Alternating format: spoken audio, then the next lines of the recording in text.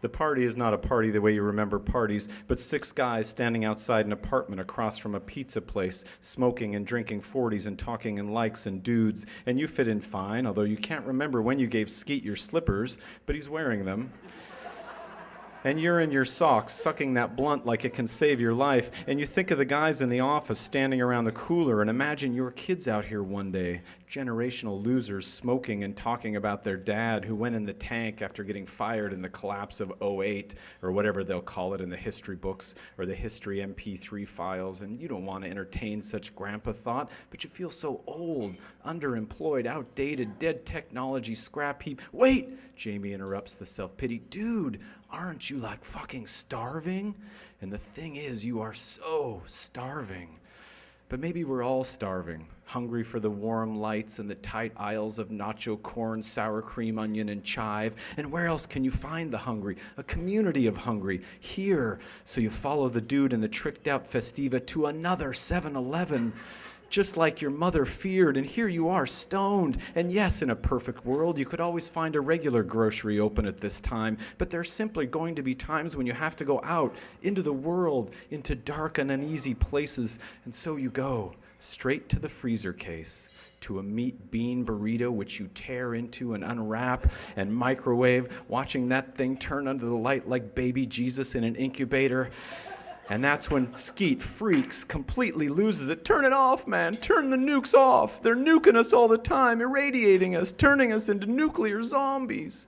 Jamie tries to calm the poor kid through gritted teeth. You gotta chill, man. But Skeet won't chill. He just screams and points at the humming microwave. And the clerk, this store's Rajiv, and the clerk, this store's Rajiv, yells, "Get that dude out of here, or I'm calling the cops." And everyone's yelling, "Chill, man, chill." And that's when you recall that you are an adult. And you grab Skeet by his bony shoulders and say, "It's not nuclear radiation. It's waves, like sound waves. That's all.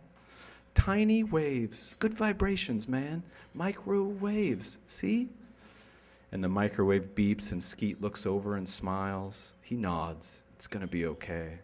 And you hug him and go take your steaming burrito from the machine, get in line to pay with the starving and the sorry, the paranoid yawning with fear, the hungry, freaking, lonely children of unemployed men, men zapped by history's microwave, men who will soon have to face the faces of incubated babies staring at dry bowls of Crispix while their failure of a father explains, "Sorry, but Skeet drank all the milk right before he freaked." And you feel awful until you look over at the endless wet roll of the Slurpee machine. Banana, raspberry, cherry Coke, pina colada. And that's when Jamie sidles up and confides, "I'm gonna mix them all, man." Like a soldier volunteering for a suicide mission, "I'm gonna mix all the flavors." You whisper, "Go with God, man."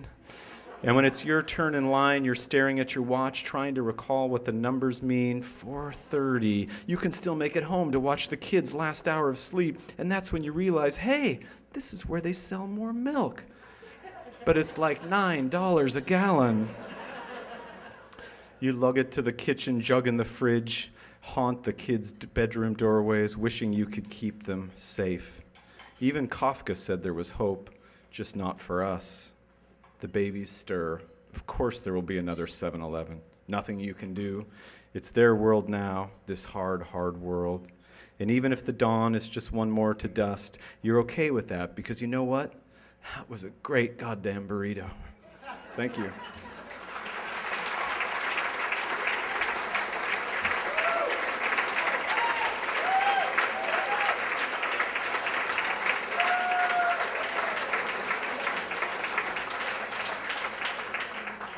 I should apologize for the language, but I'm only going to apologize for the poetry. It's really great to be more deeply involved with Humanities Washington. When they asked me to be on the board, all I could say was, do I get a $150,000 clothing allowance? And I'm still waiting to hear, but I assume that I do. I think Ted's going to take me shopping later. They don't have a Neiman Marcus in Spokane. I'm assuming it's nice. We'll see. But I realized that if I was going to be involved, we're going to have to make a few changes. The first thing I think that we need is a slogan. So if you look up on the wall there, I've come up with, I think, is a great slogan for the organization that I think we should use.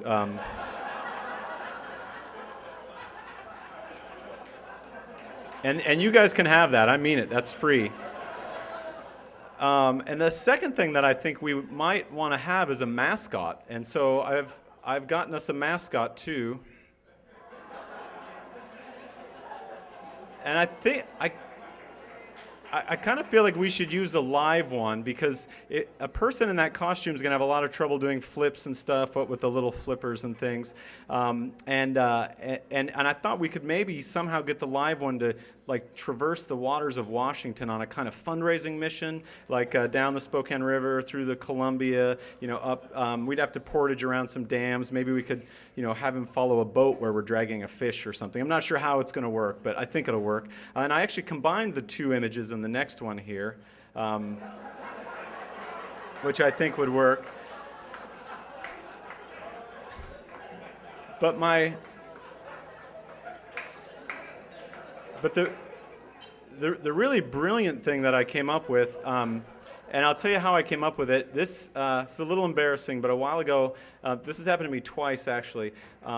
The first time I got a call from Jane Magazine that they were doing this thing called the Hunks of Publishing, which and they wanted to have this issue, which to me was sort of like an issue of tall dwarves. I mean, I know people in publishing. There aren't that many hunks. But anyway, they called and said, we saw a picture of you, and we want to know if you'll be part of this issue. And I said, well, what does it entail? They said, well, we're looking, we have authors posing in all these photos, and what we'd really love is if you'd maybe have like a beefcake shot with, perhaps a Speedo or something. And I said, well, I could do that, but me in a Speedo looks a lot like a 13-year-old boy that's just swallowed a whole turkey. So, and then oddly enough, I got a call. It must have been a really great jacket photo that season because I actually got a call from People Magazine. They were doing their Sexiest Man of the Year. I kid you not. A very odd definition of both sexy and man, but and they have like all these subcategories, and they were doing one with long hair, and I had some big shaggy hair then, and so they said, can you send a more recent picture? And so my wife and I looked through, we found a picture and sent it, never heard from them again. But anyway, it made me come up with my next idea, so if you want to just go to the next thing. Calendar. Now that's me on the left with the handlebar mustache. That's Tim Egan, Charles Johnson, Charles the only one, that's his actual body. The rest of us I had to doctor. And Sherman Alexie on the right there. We put the man in Humanities. I was thinking a calendar. So I haven't gotten the other author's permission yet, but I think it's a go. So